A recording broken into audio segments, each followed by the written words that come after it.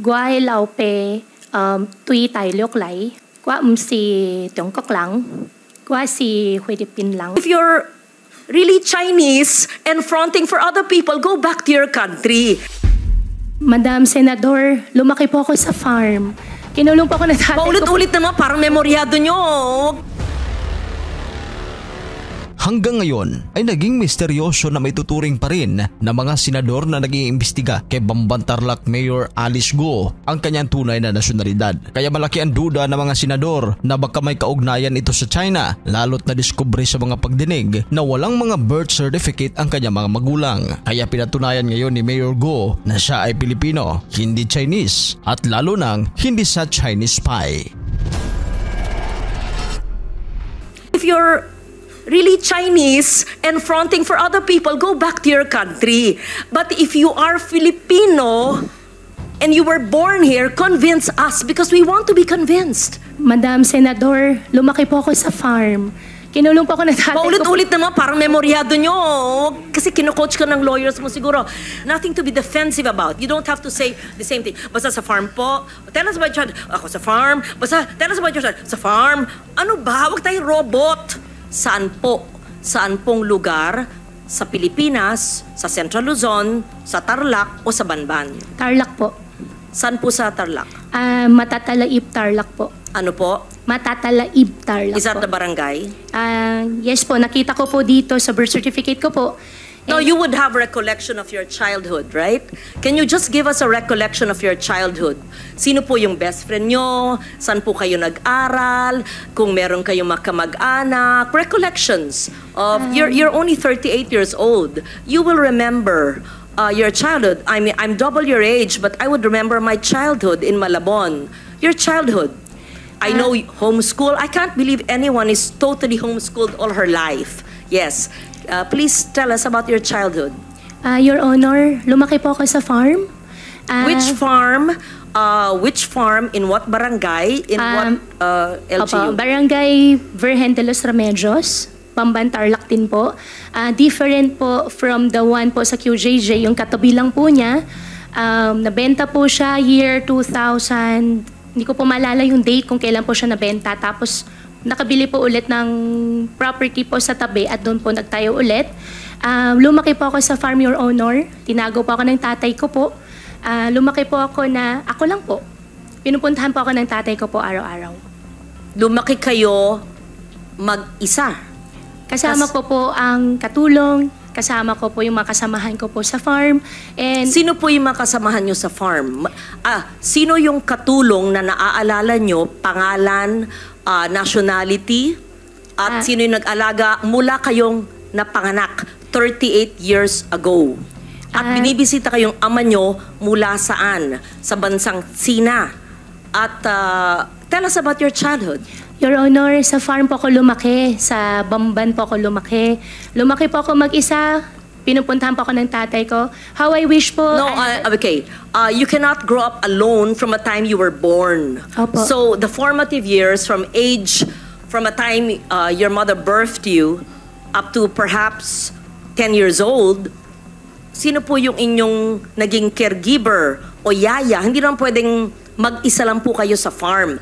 Binibisita kayo ng ama nyo mula saan? So sino po yung sabi nyong kasambahay nyo na nagpalaki sa inyo? Sino po yung sabi nyong mga kaibigan nyo, kasama nyo sa farm? Sino po? Para may... In short, I'll be very honest. Please convince us that you were born in the Philippines, that you are Filipino, and that you are not what people suspect you to be. Dediretsuin ko na po. Kumbinsihin mo kami kasi hindi po pwedeng hindi nyo maalala yung inyong first few years of living na formative years. Para makumbinsi kami because we want to be convinced that all elected officials are Filipinos and not spies of other countries. So, as a nationally elected official, and I won in Tarlac, number 1, I think, or 2, and I won in Banban, perhaps you even carried me your sample ballot, we have to know. Di ba ho? So if you're really Chinese and fronting for other people, go back to your country. But if you are Filipino and you were born here, convince us because we want to be convinced. So I'm trying to help you by trying to make you recall about your childhood. Hindi pwedeng, kasi parang scripted. Kasi I was born on this. This is what I can remember. And then when I ask you the same question, it's the same rote. R-O-T-E. So convince us. Your Honor, lumaki po ako sa Bamban, Tarlac. Lumaki po ako sa farm. Paulit-ulit.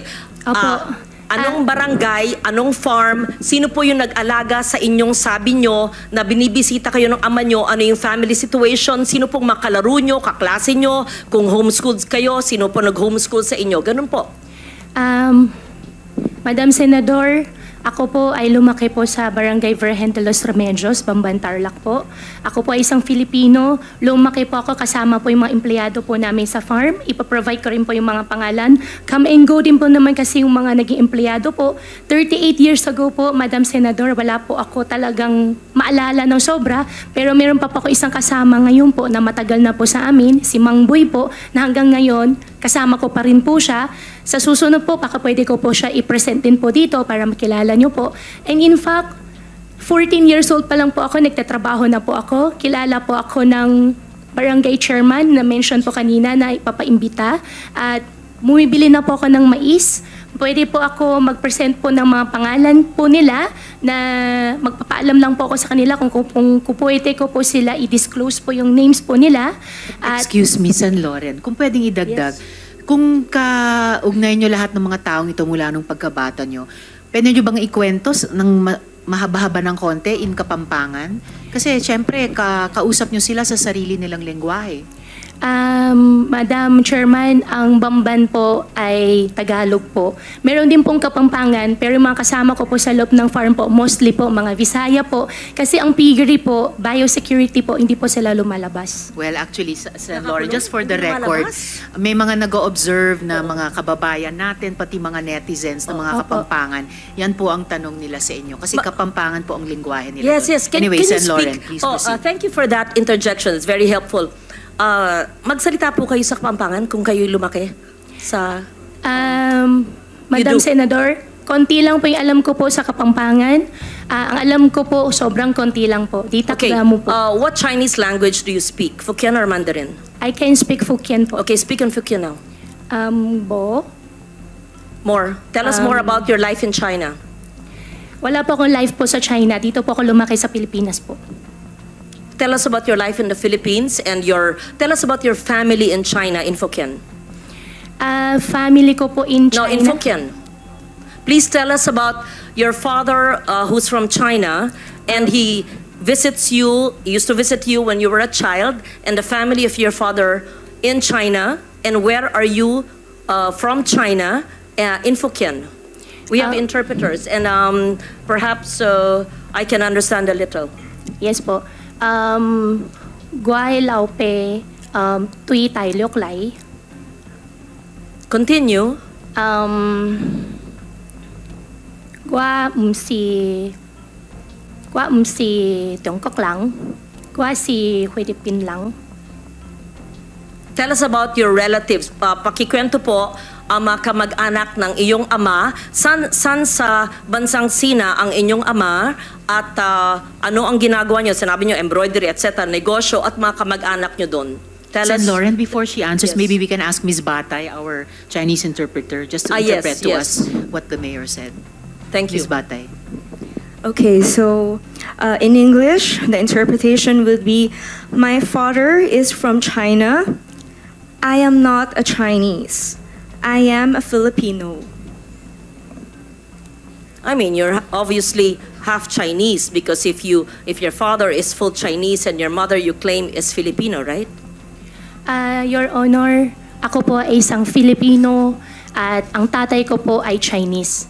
Ako po ay, kung hindi man po ako full-blooded po na 100% po na Filipino, dahil po sa tatay ko, ako po ay isang Filipino po. Okay. What do you recall in 1986 when you were born? Your Honor. And why is it that you obtained your birth certificate? To be fair, sometimes people only have their birth certificates much later. But tell us the process of obtaining your birth certificate in what year? What year did you get your birth certificate? Your Honor, 2005 po. Yes. Sen. Lauren, if I may just quickly add to your Please, earlier please, question. proceed, Madam Chair. Mayor, may childhood photos ba kayo sa Bamban? Yes. Meron po, nung bata po ako, Madam Chairman, hindi po talaga uso cellphone. Pero sa nangyari po, meron po camera mga po. circulation po ng mga pictures ko po ng teenage life ko po sa conception. I can provide po. In fact, hindi ko po alam na meron po pala akong ganun picture. Could you kindly give us the earliest photos of yourself and your family and your workmates, playmates in your very exclusive and closed farm that you said, and your relatives in China and your father's relatives, and the time that you were born, 1986, hindi naman, okay, walang cellphone, but you must have photos. And Yes po. proof of your homeschooling. Siyempre, pag homeschooled, meron pa rin yan mga report card, hard copy pa noon, hindi pa soft copy eh. Yes po, Your Honor. Hahanapin ko po yung mga picture po. Pati So, po yung mga tao po, pati po yung mga empleyado po na kasama ko po.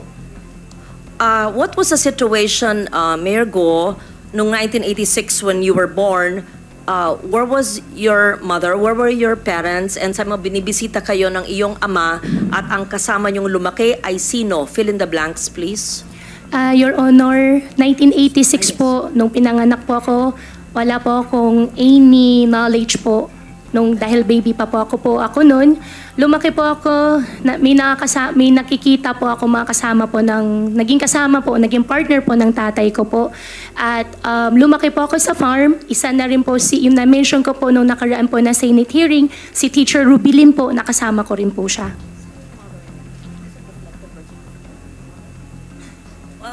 Can you please state once again your mother's name? Amelia Leal po, biological mother ko po. And have you ever met her?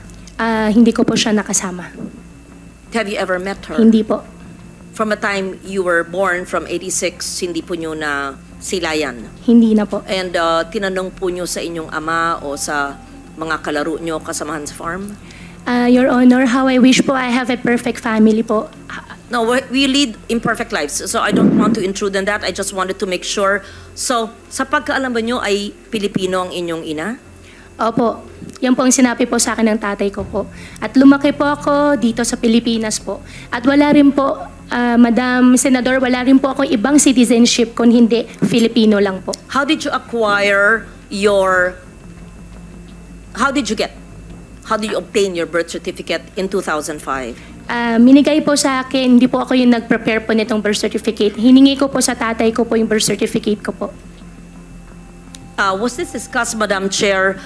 Did the PSA already look at the birth certificate? That was what was being discussed earlier, right, when I arrived? Yes. So that was, we will ask for the report from the PSA on the authenticity of that birth certificate. So tell us more. I know that time is up now.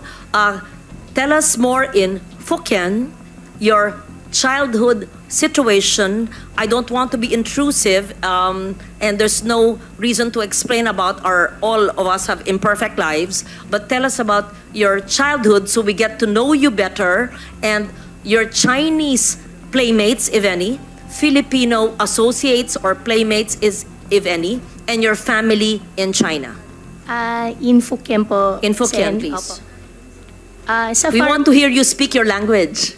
ang language ko po ay Tagalog po, Senador. Ako po ay isang Filipino. Sa Yes. farm po, ang gamit po namin lengguwahe po ay Tagalog po.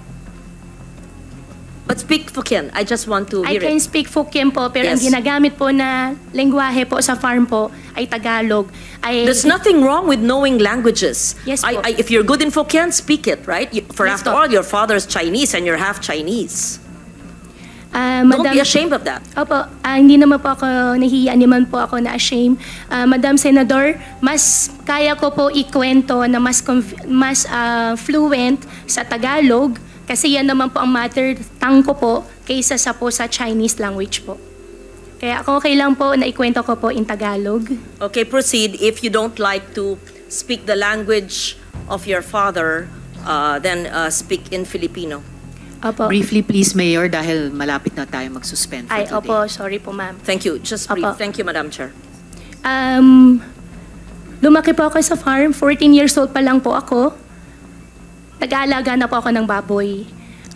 Ako nagpapaanak. Ako rin po nagbebenta po ng mga fatteners po na nilalabas po ng farm. Medyo, hindi po yung negosyo. Mula po 1986 when you were born, your recollection, 86 to the time you obtained your birth certificate in 2005. Madam Senador po, nung maliit pa lang po ako, nung 1986 po, wala na po talaga akong malala. Although ayaw ko po talaga ma-mention yung word na wala po akong malala, pero wala po talaga No, I'm ako not maalala. asking about the day you were born. Obviously, nobody knows that. Any of us. I said 86 to 205. Between the day you were born and 9 years old, you would have some recollection. Ako nga po, doble ng age nyo. Naaalala ko pa yung childhood ko na ako'y 5 years old eh. Kilala ko pa yung grade school teachers ko eh. Yun lang po.